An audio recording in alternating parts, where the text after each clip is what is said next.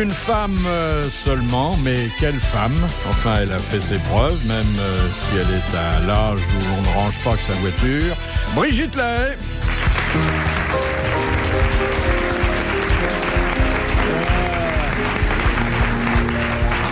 On a parfois la nostalgie de ses prestations cinématographiques, mais il reste des traces. Ah oui? Où? Dans les cinémathèques, hein. Ce sont des morceaux de cinémathèque. C'est plutôt des vidéothèques, d'ailleurs. Maintenant. Oui, des morceaux de cinémathèque, des gros morceaux, d'ailleurs, souvent. Alors, autour d'elle... Pourquoi vous les avez vus, ces films? Ah bah oui, vus et revus, bien sûr. Oui. Bien sûr. Et vous avez ressenti des choses? Oui. Attendez, rappelez-moi les titres. Qu'est-ce qu'il y a eu? Bah, je sais pas, il y a eu Je suis une belle salope. Ah oui, oui. Oui, ça c'est une somme, hein. C'était un film résumé, mais il y a eu d'autres. Tout ça est de la fiction, bien sûr. Hein. Ah, hélas. Enfin, il faut se méfier des titres de films érotiques, parce qu'ils sont souvent plus drôles que les films eux-mêmes. Hein. Oui. Vous avez tourné, vous, dans Je me les suis prises dans le tiroir? Oui. Je faisais la commode. Et autour de Brigitte Lahaie, tout ce que j'ai trouvé comme séducteur. Merci. Enfin, un sportif. Enfin, on dit que quelqu'un est sportif aujourd'hui quand il s'assoit sur les gradins des stades et qu'il parle de sport. Mais enfin, il fait un petit peu plus, celui-là. Il paye bien de sa personne. Thierry Roland. Ah oui.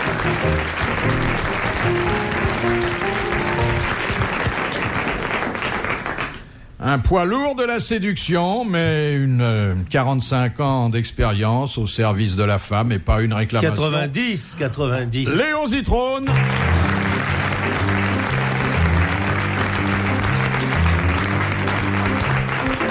Oui, je me suis peut-être trompé dans mon calcul mental. Qu'est-ce que vous avez... Mental, chez vous, ça m'étonne. Enfin, cher Léon, il y a combien de temps que vous avez perdu votre pucelage? Ouh là là! Message radiophonique? Non. Le vrai? Le vrai. Oh diable. Oh là là là là. Plus d'un demi-siècle. Moi, je dirais 60 ans même. Pouvez-vous nous dire à quel âge et comment et dans quelles circonstances vous avez perdu votre virginité? Oh, je peux vous le dire, je me promenais Que les enfants changent de chaîne. au bois de Boulogne. Au bois de Boulogne. Et une dame m'a dit, chérie, tu viens. Oh, vous êtes J'ai été violé, très hein. surpris. Vous avez Elle m'a été dit, C'était la première fois qu'on le reconnaissait dans la rue.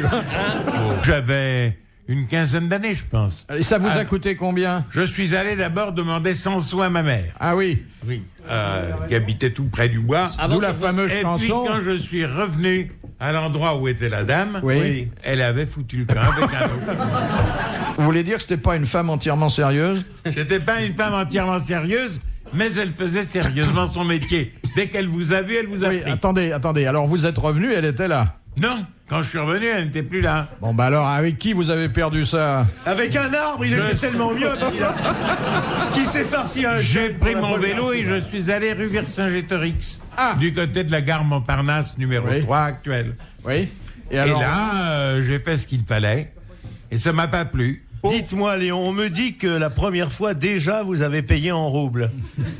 Vous avez débuté très jeune, l'espionnage. Non. Bien, et puis, notre affiche puis, est complétée, mais et vous puis l'avez c'est déjà parti. compris, déjà Et entendu. moi, alors, Albert? Par Jacques Martin. Bien.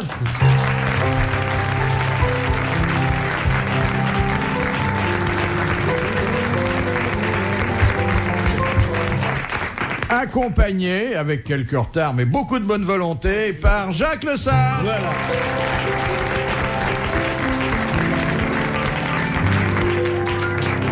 Plus connu dans le métier sous le nom de pianiste au moufle. Voilà, ça y est, ça commence. Tu vas voir. Première citation que nous On n'a envoie pas envie de faire pipi avant de commencer l'émission? On a fait, Ah, on a. on a pris nos précautions. Alors, de Monsieur Le Vieux, qui a dit « Quel admirable animal que le cochon, il ne lui manque que de savoir faire son boudin lui-même. » Jules Renard. C'est Jules Renard. Oui, mais- Bonne réponse de Jacques Martin. Je m'attendais à ce que Brigitte Lahaie donne la bonne réponse, parce qu'elle en a connu beaucoup, des cochons. Des boudins aussi, d'ailleurs. Non. Brigitte, vous êtes sévère. De Madame Radlatouf, qui a Non, dit... c'est pas un nom, ça. Qui a dit la seule vraie différence entre un homme et une femme, c'est quand il s'agit de son âge, l'homme le sait, alors que la femme le calcule. Flaubert. Sacha Guitry. Non. Un homme qui aimait les femmes? Alors, un homme qui préférait certains batraciens aux femmes. Oh, Jean Rostand. Jean Rostand. Bonne réponse de Jacques Martin et merci à Thierry Roland.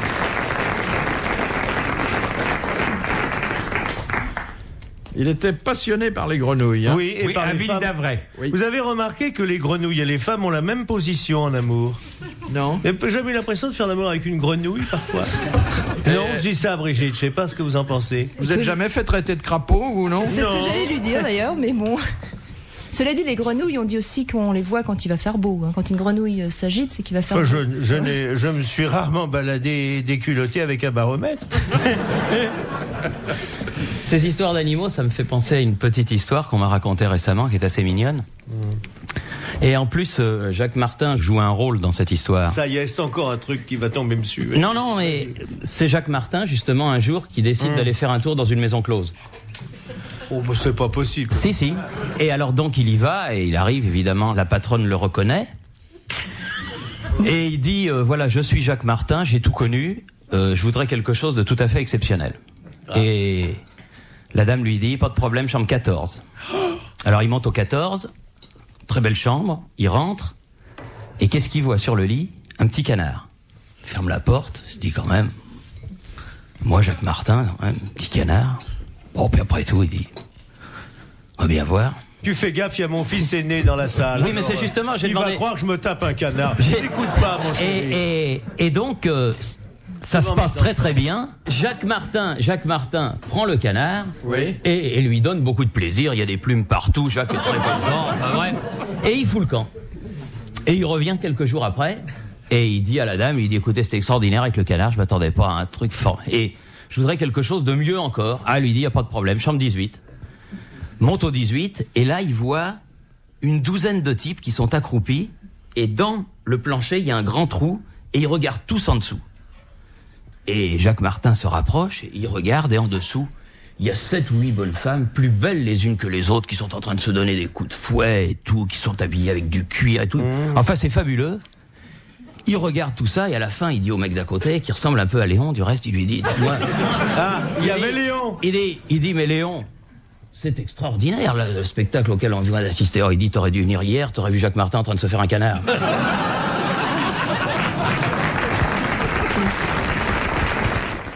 Sur RTL, 4h, 4h30, les grosses têtes dans la nuit des temps. Une question. Une question de... Qui est scientifique? Madame Portier de Mons. Oui. Quel effet est censé produire la couleur rouge sur les hommes et violette sur les femmes? Elle les excite. La violence? Oui, elle les excite. Oui. Elle procure une augmentation de l'activité sexuelle. Bonne réponse de Léon Zitrone.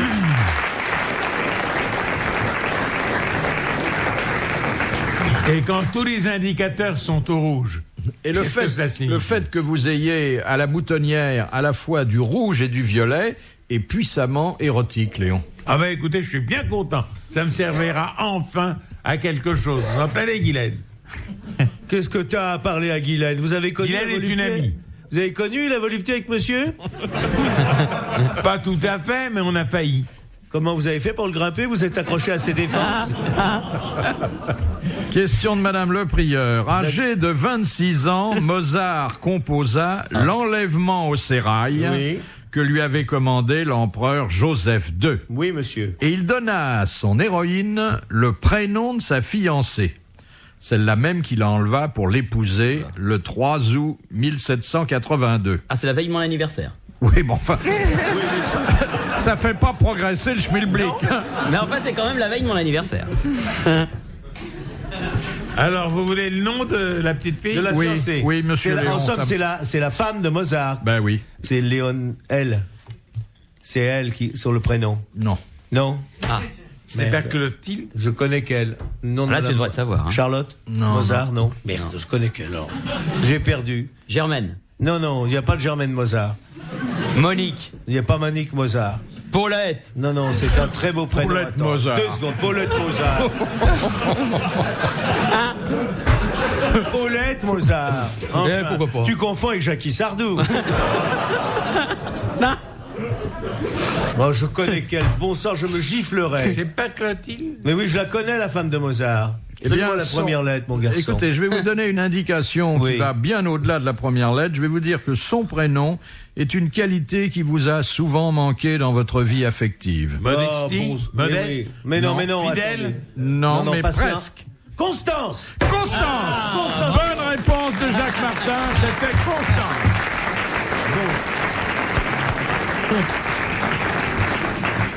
Et comment on peut être bête à ce point-là? Mais je savais ça, vous me croyez? Je le sais, c'est ma vie, ça. Oui. Elle était espionne chez les Russes aussi. Vous vous souvenez de l'enlèvement au sérail? Oui. C'est d'abord le vieux papa qui chante le continuo.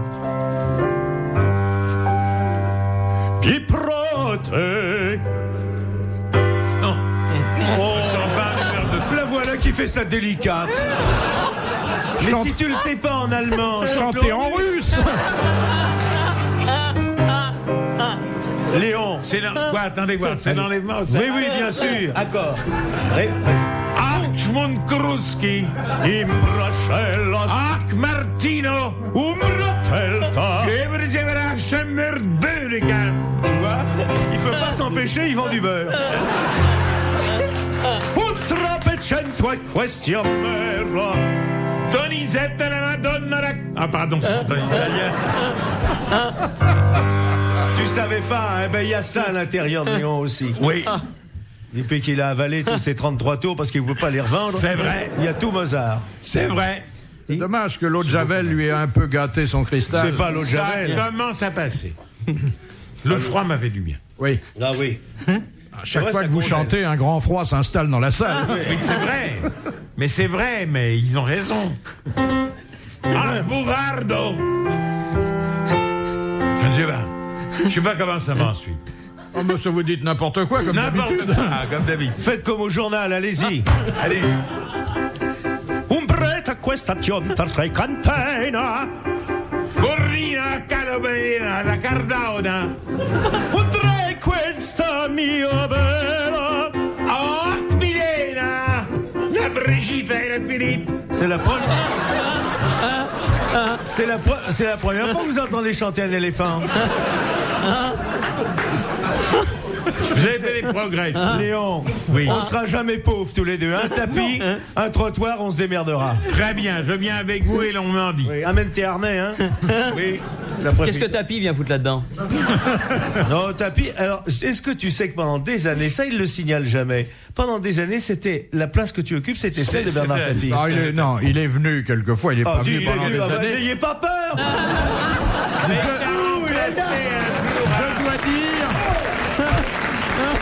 Je dois dire que j'ai rarement vu quelqu'un s'installer aussi aisément parmi nous.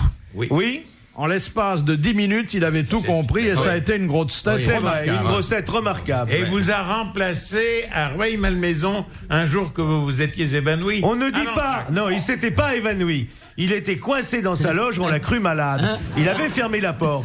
Et c'est vrai, tout indiquait qu'il avait un malaise, puisque derrière la porte, angoissés, nous étions là. Ouvrez, Philippe. Et on entendait...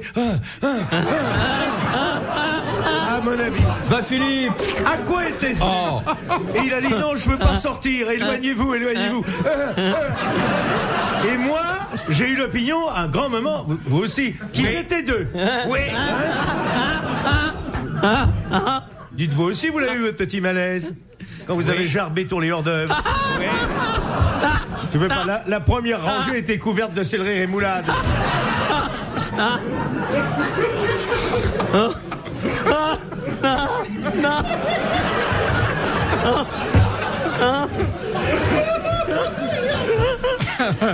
C'est vrai qu'après, à Cambrai, il avait un surnom. Le lendemain, on l'appelait la gerbe. Oui. C'est le bon temps. Ah oui, c'est le bon temps. Bon, on va passer à la suivante. C'est ce que disait Léon quand les jeunes filles venaient faire signer leur programme. La suivante, disait-il, car c'était un goulu à l'époque. Oui. On s'est bien amusé, c'est vrai. On s'est bien amusé, j'espère que Quand il n'y avait pas de voiture, Léon nous ramenait sur son dos. Non, je rentrais en général dans la voiture de Sim. Ça devait être un Laurel et Hardy à l'avant, ça devait être quelque chose. Sim au volant. Un peu plus mince que l'accélérateur. Non, c'était Madame Sim qui conduisait. Madame Boum Boum.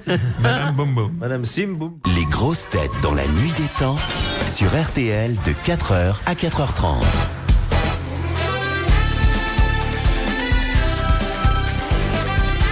Du rire dans les grosses têtes dans la nuit des temps du 20 juillet 1994. Autour de Philippe Bouvard, Thierry Roland, Léon Zitrone, Jacques Lesage et Jacques Martin qui revient sur les films de Brigitte Lahaie. Question de Mademoiselle Belpère de Loche. Quel usage le prêtre... Est-ce que tout le monde a compris, Belpère? J'en vois que... Quel usage le prêtre fait-il du manuterge? Le manuterge, ça pour veut... bénir. Non. C'est ici, ce qu'on porte à la main droite, la main qui bénit, c'est une étole qui enserre le bras. Non, je me suis planté. Chez vous, il fait ça avec une étole? Non, mais il y a l'étole, je sais que c'est là. Là, pardon, excusez-moi, ça s'appelle le manipule. Et le manuterge, c'est peut-être les burettes. Non. Non. Oh, ça va. Oh. C'est drôle, les Russes, hein. Ils pensent tout de suite au cul. Hein. Alors qu'on pose une question sur le culte. Écoutez, je vais vous dire quelque chose qui va vous étonner. Oui. Et qui va d'ailleurs étonner tout le monde. Oui. Vous êtes bête. Léon, je t'aime si fort que j'irai jusqu'à t'embrasser les fesses. Chiche. Hein? Chiche. Oui, il faudrait le talquer alors. Alors, manuterge. Manu, c'est la main. Manu, c'est la main. C'est la main. Terge, ça vient de tergiverser. Alors, c'est le torchon avec lequel le prêtre s'essuie les doigts après le lavabo. Exactement. Que présente l'enfant de Il cœur. s'essuie les mains durant la messe. C'est un linge spécial. Bonne réponse du Père Martin. Reviens, mon père. Et c'est pas un moment de la messe, c'est pendant le lavabo. C'est après l'évangile, lorsque le prêtre découvre le calice et avant de toucher le vase sacré, il se lave les mains. Et puis après, quand il a lavé les mains, il peut enfin toucher le vase sacré, il met un peu de vin, un peu d'eau, voilà. Et l'hostie, tout. Et puis après, c'est la suite. Regarde l'espion russe. Regarde l'espion russe. Ça l'intéresse pas, ça. Mais je vais vous dire quelque chose. Il vous dit merde. Il y a une 8aine de jours, je suis allé à une messe de Requiem. Oui. Et je n'ai rien compris fait de ce que vous avez raconté. Eh bien, mes enfants, je vais vous dire, ça se passe comme ça. Vous avez été enfant de cœur, vous? Non, j'ai très peu été dans les églises. Philippe, oui, vous n'avez pas été. Il n'est pas de la bonne religion, il est protestant. Et vous, Brigitte, vous allez à la messe souvent? Non, mais je vais beaucoup dans les églises, moi. Pourquoi? Folle de la messe? Non, j'aime bien aller dans les églises seule parce que c'est un endroit, je trouve, où on se recueille, on se ressource. Oui, puis alors, quand j'y vais l'après-midi, j'adore secourir les jeunes filles priant la Sainte Vierge. Il n'y a pas beaucoup de jeunes filles dans les églises. Gardez la Elles position, ont, mon en enfant, général, regardez la statue, je m'occupe du reste. Vous êtes un peu mystique sur les bords? Pas sur les bords, complètement. Ah bon? Non, mais c'est intéressant, le bord. Mais enfin, vous n'avez pas besoin du culte. Je veux dire que... Regarde-le. Non, mais faites pas dire ce que je dis pas. Je veux dire que votre méditation n'a pas besoin du rituel. Voilà. Non, mais de toute façon, je crois que quand on a été très loin dans les plaisirs de la chair, on peut après... Vous n'avez pas été très loin, apprécier d'autres plaisirs. Non, j'ai été très loin, je crois. Non, arrêtez. Je vais vous dire. Regardez tous ces visages innocents. Si vous saviez le stupre qui s'y accroche. Non, vous avez magnifié ces positions que j'ignorais. Le petit train d'Orléans, la route de Bangkok. La grenouille. Oh, les grenouilles, les enfilés d'Auteuil, la perverse de Nancy, la vicieuse de Limoges, l'enfoiré de Montélimar, enfin, toutes ces créatures que vous avez incarnées à l'écran. Regarde. Parfaitement, Thierry. Non, c'est intéressant ce qu'on dit. Ah, ouais. C'est un métier. Ah oui, c'est grandiose. C'est un métier rare que le vôtre. Non, mais d'une certaine manière, j'ai fait le tour de France, là. Mais bien sûr, mais c'est très beau. Je vais vous dire. Et alors, dans une église, vous demandez pardon à Dieu? Ah, pas du tout. Mais il est ravi, Dieu. Vous croyez qu'il s'emmerde là-haut? Heureusement qu'il y a les films de notre camarade. Vous croyez que c'est marrant un samedi là-haut? Heureusement, il y a Bouvard sur la une. Non, mais Dieu ne demande qu'une chose, qu'on donne de l'amour. Moi, j'en ai donné. Mais Et pour ça, vous avez donné. Bah oui. Et ben, vous irez droit au paradis. Ben voilà. Question de Madame Lepelay, de Saint-Jean-le-Thomas. Qu'est-ce qu'une chatte-mythe? Une chatte-mythe, c'était un machin en fourrure dans lequel on mettait les mains. C'est quelque chose de petit. Non. Non, bah, c'est pas parce que vous êtes tombé sur des mauvais coups qu'il faut dire ça. Brigitte, à votre avis, vous qui connaissez bien la chatte-mythe, ça peut être quoi? Chatte-mythe. C'est une punaise de bénitier, non? Non. La Fontaine l'emploie beaucoup. Oui. Et ça, C'est exact. un chat faisant la chatte-mytte. Oui. Il dit un chat faisant la chatte-mythe. Mais en fait, c'est une expression qu'on pouvait appliquer au Est-ce que ce serait pas comportement une humain. fourrure qu'on collait aux ecclésiastiques? Non. Faux cul? Non. Ah, Sûrement attendez, pas. vous avez dit quelque chose. Faux là. cul. C'était Alors. quelqu'un qui était faux cul. Exactement. C'est ça, une chatte-mythe, c'était un bonhomme... C'est quelqu'un qui affecte un faux air de douceur. C'est ça. Qui trompe son monde. Oui.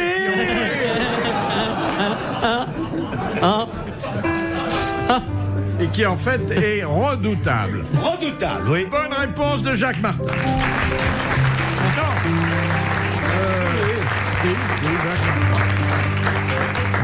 Retrouvez les grosses têtes dans la nuit des temps à tout moment sur RTL.fr.